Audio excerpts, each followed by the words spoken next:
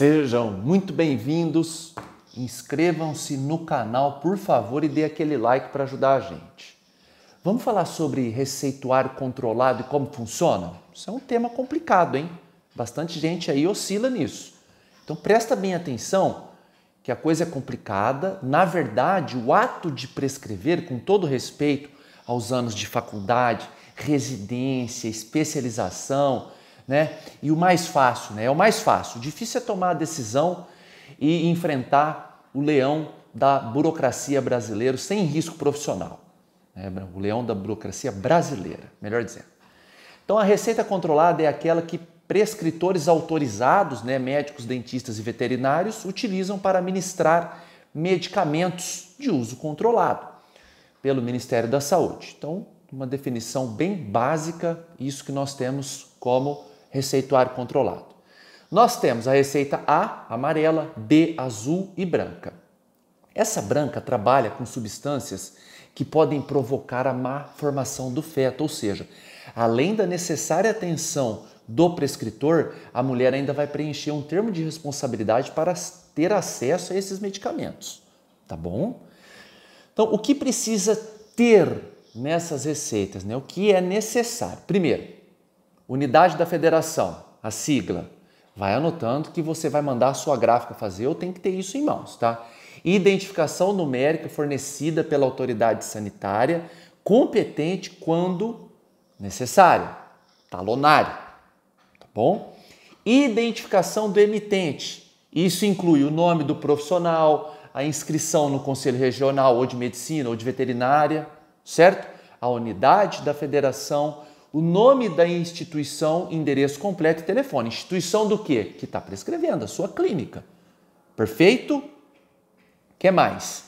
Identificação do usuário, paciente, incluindo nome, endereço completo do paciente, se possível documentos, que tem farmácia que pede.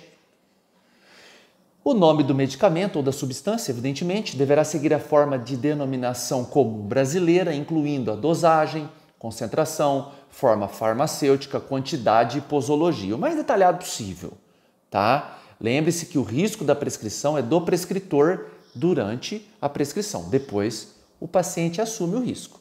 Símbolo indicativo. Esse vale para o caso de prescrição de retinóicos. A prescrição deve ocorrer com um símbolo de uma mulher grávida recortada ao meio, com a advertência: risco grave de defeitos na face, na orelha, no coração, no sistema nervoso, enfim, do feto. Perfeito? Data de emissão, evidentemente, assinatura do prescritor. Se os dados desse profissional estiverem impressos, né, no espaço emitente, é possível apenas assinar a notificação de receita, tá bom? Se você fez um talonário exclusivo. Aí você vai deixar ali um campo para a identificação do comprador, nome completo, número de documento de identificação, endereço completo e telefone. Isso é norma sanitária, tá? Não é exigência esdrúxula, não. Ainda, campo de identificação do fornecedor, caso possível, nome e endereço completo, nome do responsável pela dispensação e data do atendimento, tá? Existe uma política muito séria na dispensação de medicamentos, notadamente os de receita controlada. Identificação da gráfica no rodapé da página, nome, endereço, CNPJ, para os receituários que necessitem dessa informação. É altamente burocrático, você tem que seguir a linha, sem segredo. Também, identificação do registro no verso.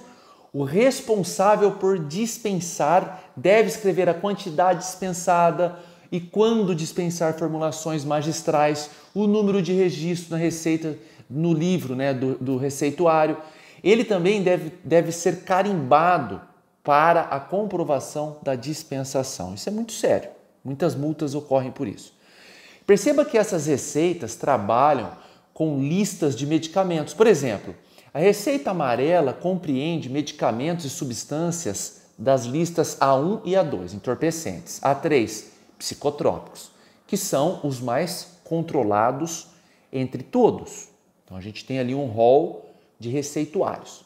As azuis, as de cor azul, são oficialmente chamadas de notificação de receituário e são obrigatórias para medicamentos que podem causar dependência, psicotrópicos, tranquilizantes, antidepressivos são exemplos clássicos e altamente utilizados atualmente e lamentavelmente.